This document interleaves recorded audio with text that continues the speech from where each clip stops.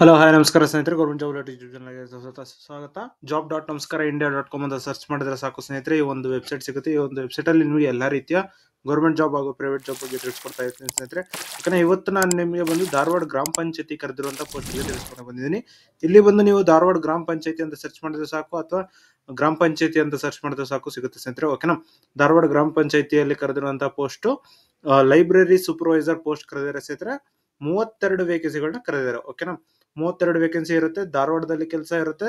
Salary ಬಂದು 16,382 ರೂಪಾಯಿಂದ ಹಿಡಿದು ಸ್ಟಾರ್ಟ್ ಆಗುತ್ತೆ ಸ್ನೇಹಿತರೆ. ಓಕೆನಾ, ಇದಕ್ಕೆ ಏನ್ ಕ್ವಾಲಿಫಿಕೇಶನ್ ಆಗಿರ್ಬೇಕು ಅಂತ ಹೇಳಿದ್ರೆ PUC ಆಗಿರ್ಬೇಕು ಮತ್ತೆ ಸರ್ಟಿಫಿಕೇಟ್ ಇನ್ ಲೈಬ್ರರಿ ಸೈನ್ಸ್ ಆಗಿರ್ಬೇಕಾಗುತ್ತೆ. ಓಕೆನಾ, ಇದ್ರದ್ದು ಏಜ್ ಲಿಮಿಟ್ ಬಂದು 18 to 35 ಇಯರ್ಸ್ ಇರುತ್ತೆ ಸ್ನೇಹಿತರೆ. ಓಕೆನಾ, 18 to 35 ಇಯರ್ಸ್ ಏಜ್ ಲಿಮಿಟ್ ಇರುತ್ತೆ. ಏಜ್ ರಿಲ್ಯಾಕ್ಸೇಷನ್ಸ್ ಕೂಡ ಇದೆ, 5, 3 ಮತ್ತೆ 10 ಇಯರ್ಸ್. SC ST ಕ್ಯಾಟಗರಿ 1 ಗೆ 5 years, 2A 2B 3A 3B ಅವರಿಗೆ 3 ಇಯರ್ಸ್, PWD ಮತ್ತೆ ವಿಡೋಗೆ 10 ಇಯರ್ಸ್ ಏಜ್ ರಿಲ್ಯಾಕ್ಸೇಷನ್ಸ್ ಇದೆ ಸ್ನೇಹಿತರೆ. ಓಕೆನಾ, ಅದಾದ ನಂತರ ನಿಮಗೆ ಅಪ್ಲಿಕೇಶನ್ ಫೀಸ್ ಅಂತ ಹೇಳಿದ್ರೆ PWD ಗೆ 100 ರೂಪೀಸ್ ಇದೆ. SC ST ಕ್ಯಾಟಗರಿ 1 ಎಕ್ಸ್ ಗೆ 200 ಇದೆ.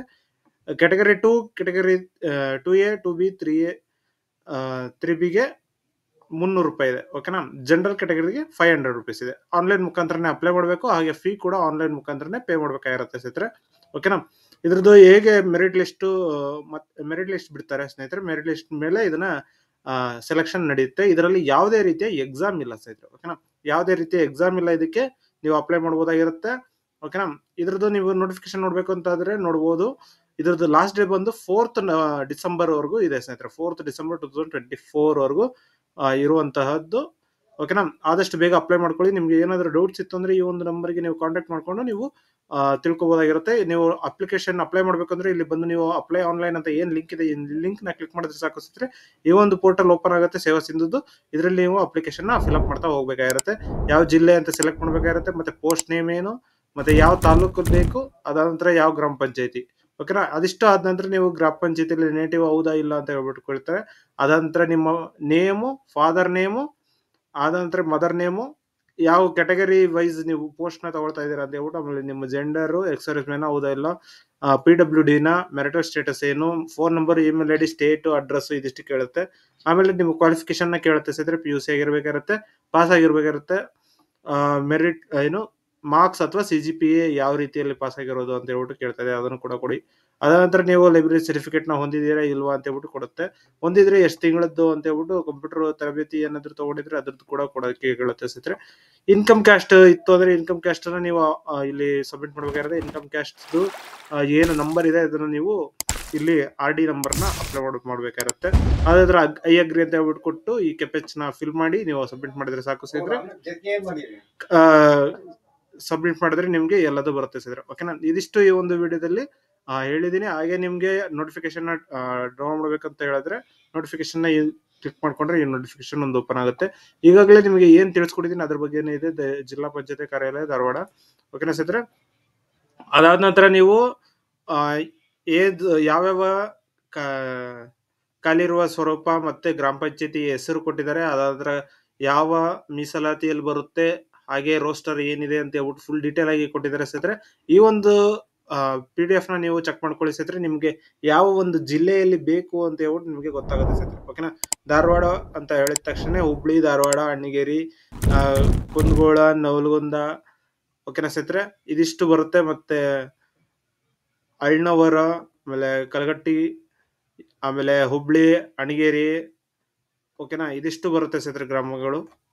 ಓಕೆನಾ, ತಾಲೂಕುಗಳು. ಆಮೇಲೆ ಗ್ರಾಮ ಪಂಚಾಯತಿ ಬರುತ್ತೆ. ಗ್ರಾಮ ಪಂಚಾಯತಿಯಲ್ಲಿ ನೀವು ತಿಳ್ಕೊಂಡು ಅಪ್ಲೋಡ್ ಮಾಡ್ತಾ ಹೋಗ್ಬೇಕಾಗಿರುತ್ತೆ ಸರ್. ಓಕೆನಾ, ಶೈಕ್ಷಣಿಕ ವಿದ್ಯಾರ್ಥಿ ನೋಡಿ PUC ಆಗಿರ್ಬೇಕಾಗಿರುತ್ತೆ. ಅದಾದ ನಂತರ ನೀವು ವಿದ್ಯಾರ್ಥಿಯಲ್ಲಿ ಮತ್ತು ಕೋರ್ಸ್ ಕೂಡ ಹೊಂದಿರಬೇಕಾಗಿರುತ್ತೆ ಲೈಬ್ರರಿ ಸೈನ್ಸ್ದು.